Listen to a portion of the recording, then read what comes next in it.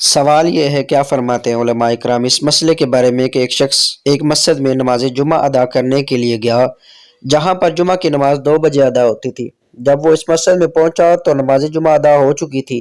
اس نے اپنی ظہر کی نماز ادا کر لی۔ بعد میں اس کو پتہ چلا کہ دوسری مسجد میں جمعہ کی نماز 2:30 پر ادا ہوتی ہے۔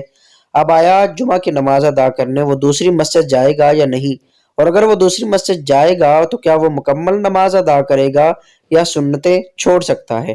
اس کا جواب یہ ہے، جس پر جمعہ فرض ہے اسے شہر میں جمعہ ہو جانے سے پہلے ظہر پڑھنا مکروہ تحریمی ہے، جمعہ ہو جانے سے پہلے۔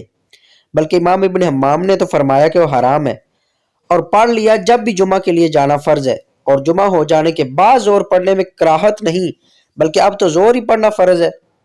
اگر جمعہ دوسری جگہ نہ مل سکے، یعنی اگر دوسری جگہ نہ مل سکے تو پھر اس نے جو ظہر پڑھی تھی وہ اس کی ہو جائے گی، لیکن اگر دوسری جگہ جمعہ مل سکے تو پھر دوسری جگہ جانا ضروری ہے۔